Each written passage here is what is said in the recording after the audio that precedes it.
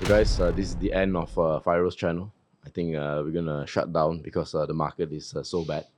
Jokes aside, today we will be sharing our thoughts on well, it's a crash that is worse than COVID. It's really worse, I it's really believe, worse. right? In terms of measuring it to the S&P. Mm. A lot of the stocks that were once darlings are not darlings anymore. I think in the US, like Palante and all that, are down like 40%. In Malaysia, some of our stocks that we've been looking at are also down quite a lot. So it's a tough day. Too busy to find stock ideas? Check out Fire Pro to shortcut your research time and effort by 90%. 10% off link in the comments and description. Yep, and this is like 3 weeks before. The market was actually pretty optimistic, and the reason why they are optimistic is because they thought that the market was used to Donald Trump's tariff. That's why we put our title over here 3 weeks ago. But in the video, so if you pay attention around the timestamp of 1 minute and 54 seconds, we highlighted that on the 2nd of April is something to watch out for, which is the reciprocal day or Liberation Day for the US, or liquidation. So that's what's happening at the moment. So yeah, the lists are here. It's out already. And there's actually a few names that is not inside this list. So there is Canada, Russia, and also Mexico.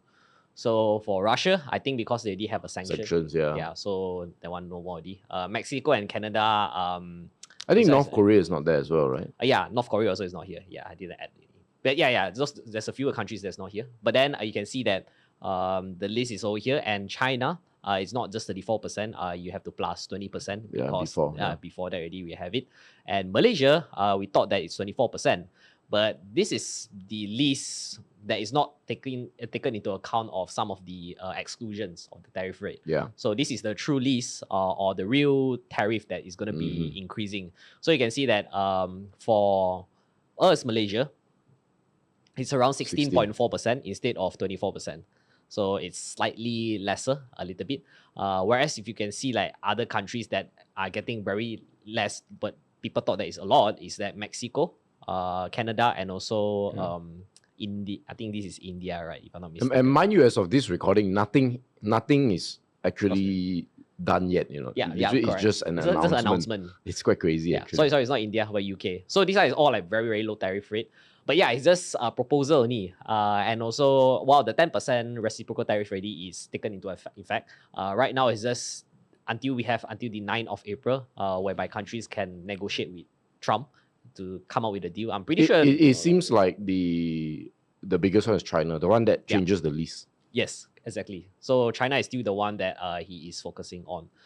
So after the announcement, here are some of the responses we have over here. So a lot of the countries like Vietnam, Israel, India, Japan, and even Mexico, UK, Asian countries, they are all like pretty much very willing to accept the tariff. Some of them even like willing to like lower down their trade barriers against the US. So this is a good sign for Trump. I mean, this is something that he wants. Whereas for Japan and Taiwan, they did say that they're going to be investing more in the US. It's also something what Trump wants because they want the manufacturing to be inside that country. So the only 3 countries that is retaliating, actually there's 4, is China, Canada, EU, and also Brazil.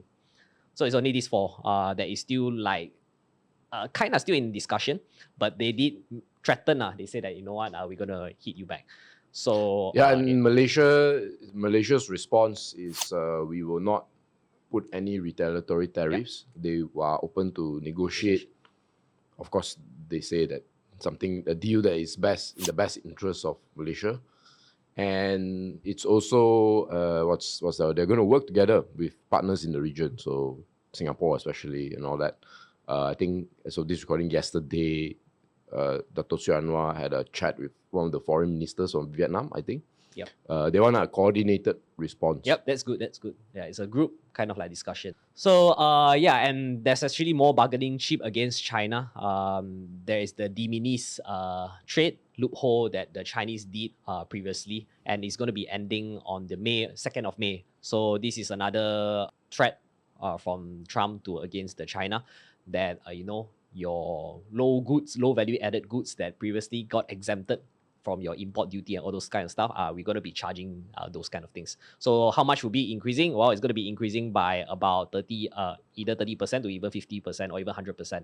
So that's how high up it's going to go. So which companies is going to be getting hurt? Well, obviously it's a Chinese name, your Temu, your Shane. Yeah, so these two are the main culprits that will be getting hit. What the US want in return, obviously, with China is that they want TikTok and also they want the Panama Canal. So yeah, and so far, I think China is more resisting on the Panama Canal. Yeah, they were the earliest to put retaliatory tariffs. The EU talked about it, but China just straight away put match 34%. Yep. So yeah, this one is the key one. Aside from TikTok, I think most likely he can get the deal done. But this one is gonna take some time lah. All right. Then another thing that he gets, and we also got talk about it in our previous video, which is 7 months ago, is that if Trump wins, the oil and gas will be bad. And yes, it is bad. And it actually went down even more. Instead of 65 USD per barrel, now it's 63. And another thing is also I don't know whether they put it in the slides, but the treasury rates dropping. Oh yes, yes, correct. So drop below 4%, right? Yeah. And because I think 9 trillion of US debt will mature in this year or next year? This year, right? Yeah. So he wants to bring that down as well. Yeah, so everything within how many months? A few months only. 4-5 months? Yeah. Yeah, he managed to do all of this. So it's he wants to crash the market in hopes that the Feds will reduce the rates. And so the interest payments will drop. And then, the budget deficit will shrink. Yeah. Yeah, and also, this is also another key indicator, which is the dollar strengthening index. Yeah. So you can see that now it's going down also. It's also something that he wants. This one is basically, so far we're talking about US is winning, but right now, the flip side is that the risk, which is now the Chinese, it's making friends with all of the US allies previously, like your Korea, your Japan, the UK, China, Vietnam, and also Canada.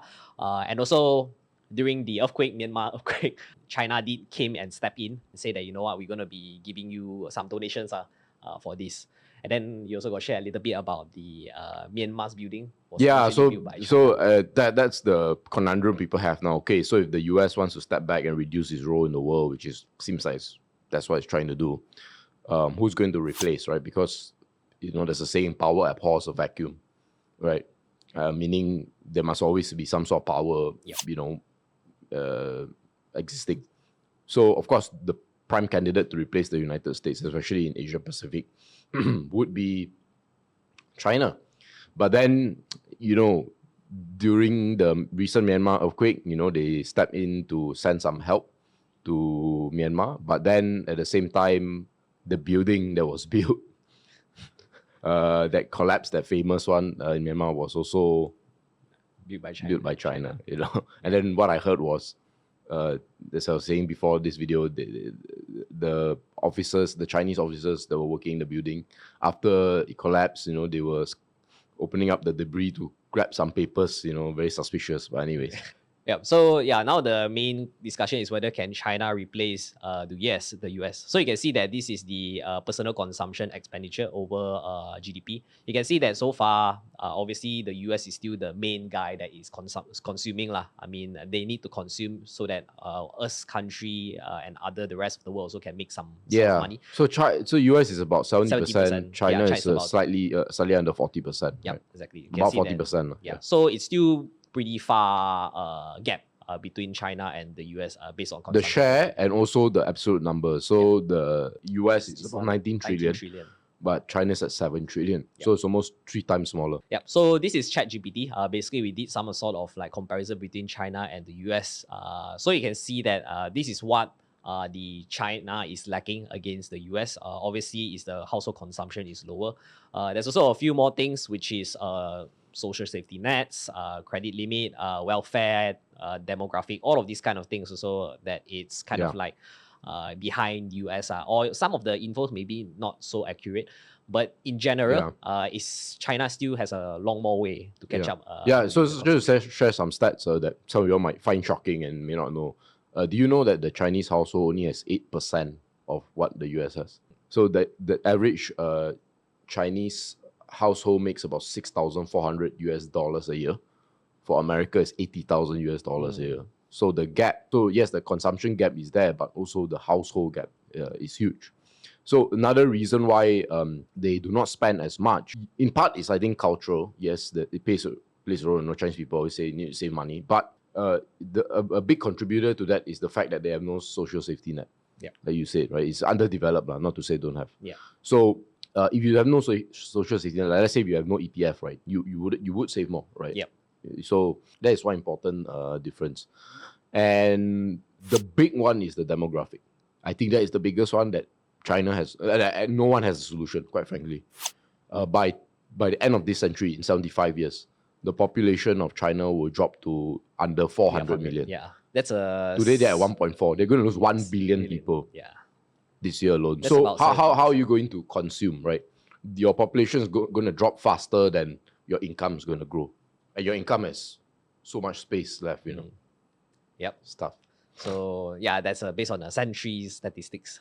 But yeah, so the final is whether we think whether this is the worst has yet to come. While I believe the recession, the poll is it should be high already.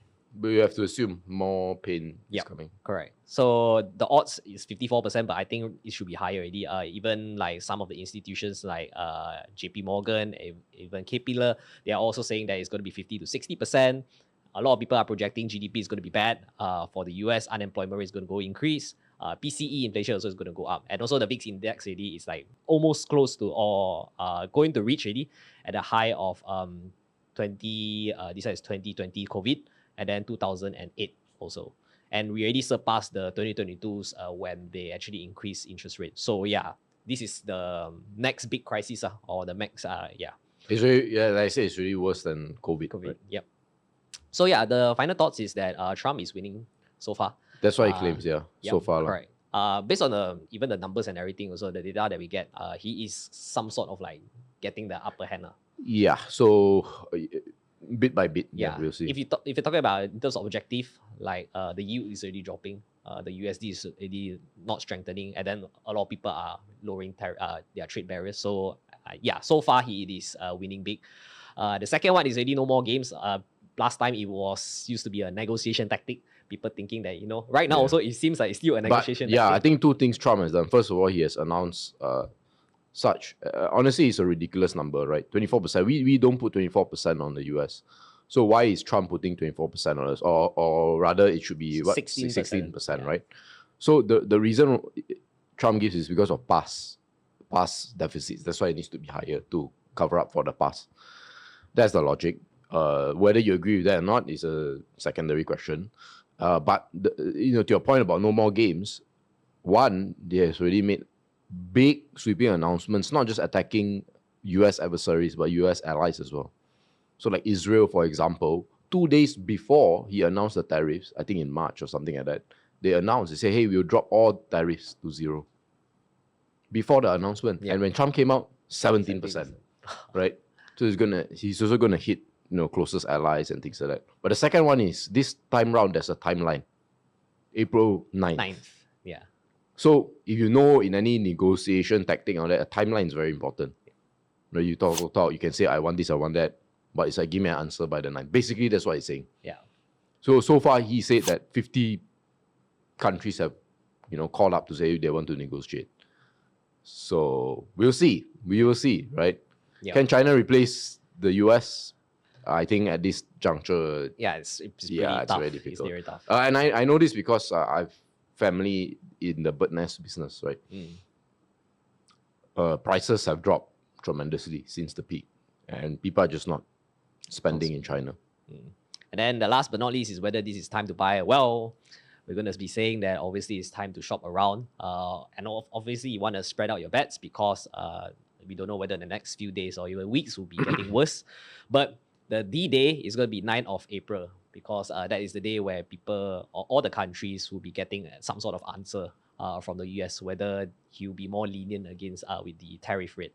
So yeah, that's about it. And also make sure to stay subscribed because we're going to be covering on the Malaysia stocks that is going to be affected in Malaysia because of this reciprocal tariff. It's going to be released on Thursday. So make sure to stay tuned when this video is out. Make sure to stay subscribed and then also hit the notification bell so that you get notified when we release that video. And if you want to check out Fire Pro, we share a lot of all of these reciprocal tariff, and also how long does the recession might last based on our own personal prediction. We share it inside our news update inside FirePro. So if you want to get all of these juicy informations is inside there. And The returns should probably be low in April. yeah, but Most you never definitely. know. Or But maybe you never know. April, maybe April 9th, rebound. right? Yeah, maybe Yeah. April rebound. Yeah, you never So yeah, know. this is FirePro. This is our community, and our community members get to see some of the stocks that we are looking at, how to take advantage of the current market volatility, how to put your company, look for companies that may not be as affected, as the rest. Yep. So, and if you want to see what are the dividends that we have been like holding, I mean, the average dividend yield is 6.53%. So far, each of these companies has been paying dividends. They are pretty strong companies. Even during times of uncertainty, they still manage to pay out. So, if you want to know what are out of these uncensored names, and recently also we have been buying and selling some stocks inside FirePro Malaysia, the global portfolio as well, and also Catalyst portfolio. So, those are the short-term catalysts. If you are interested to know what are the names, go to FirePro. There's a 10% coupon in the description and comments. And if you want to get a taste, you want to see how we do our write-ups, you want to see the management notes, also we share inside this free sample. The links will be in the description and comments below. So you guys, well, stay safe. I mean, stay invested.